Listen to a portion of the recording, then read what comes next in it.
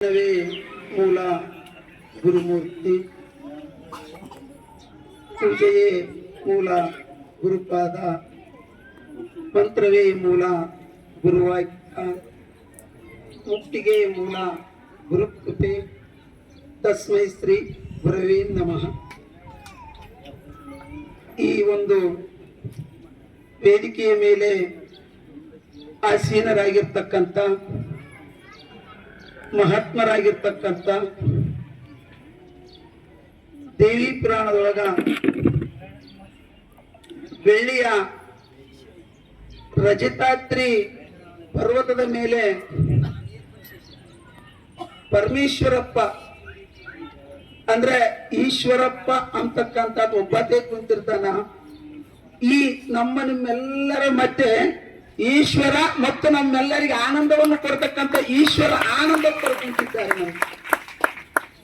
ಇಲ್ಲಿವರೆಗೆಲ್ಲ ಎಲ್ಲರೂ ಈ ಒಂದು ವೇದಿಕೆ ಮೇಲೆ ಇರ್ತಕ್ಕಂಥ ಮಹಾತ್ಮರು ಎಲ್ಲರೂ ಈಶ್ವರಾನಂದಪ್ಪನವ್ರದು, ಬಸವರುಡಪ್ಪನವ್ರದು, ಸಿದ್ಧಾರೂಢಪ್ಪನವ್ರದು ಮತ್ತು ಅಕ್ಕಲಕೋಟೆ ಶಿವಶರಣರಪ್ಪನವ್ರದು ಇವರೆಲ್ಲರ ಒಂದು ಮಾಡಿರ್ತಕ್ಕಂಥ ಪವಾಡಗಳನ್ನು ಏಕೆ ಅಂತ ಅವರಲ್ಲಿ ಇರ್ತಕ್ಕಂಥ ಅಜ್ಞಾನವನ್ನು ಬಿಡಿಸಿದ್ದು ಏಕೆ ಅಂತ ಬಂದ್ರು.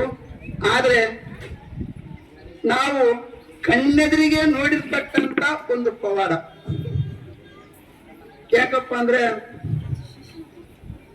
ನಮ್ಮ ಕಾಯಿಂಗಪ್ಪನವ್ರು ಅಂತೇಳಿ, ಕಾಯಿಂಗಪ್ಪ ಸ್ವಲ್ಪ ಒಂದು ನಿಮಿಷ ಎದ್ದು ಕುಂತ್ಗ. ಈಗ ಸುಮಾರು 10-12 ವರ್ಷಗಳ ಹಿಂದೆ ಪಂಡ್ರಾಪುರ ಪಾದಯಾತ್ರೆ ಬಂದಿದ್ದೀವಿ ನಾವು.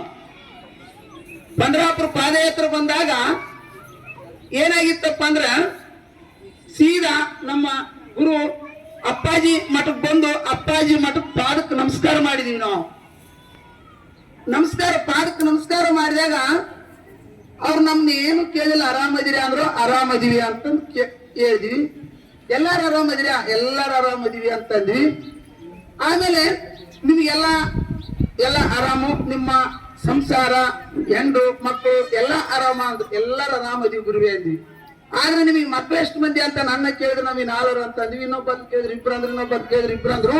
ಈ ಕಾಯಿಂಗಪ್ಪ ಮಾತ್ರ ನನಗೆ ಒಬ್ಬ ಎಮ್ಮೆ ಮಗಳಾದ್ಲು, 18 ವರ್ಷ ಆಗೈತೆ, ನನಗೆ ಮಕ್ಕಳಾಗಿಲ್ಲ ಅಂತಂದ್ರು ಇವರು.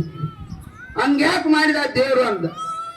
ನಿಜವಾಗ್ಲು ಹಂಗ್ಯಾಕೆ ಮಾಡಿದ ದೇವ್ರು ಅಂತಂದ್ರು, ಬರೋ ವರ್ಷ ಈ ಗುರು ಪೌರ್ಣಮಕ್ಕೆ ನೀವು ಬರ್ತೀರಲ್ಲ, ಬರೋ ತಟ್ಟಿಗೆಲ್ಲ ನೀವು ಮಗನೆತ್ತಿಗೆ ಬರ್ತೀರಿ ಅಂದ್ರ ಸುಮಾರು ಇಲ್ಲ ಜನ ನೋಡ್ರಿ ನೀವು ವೇದಿಕೆ ಬರ್ಬೇಕು.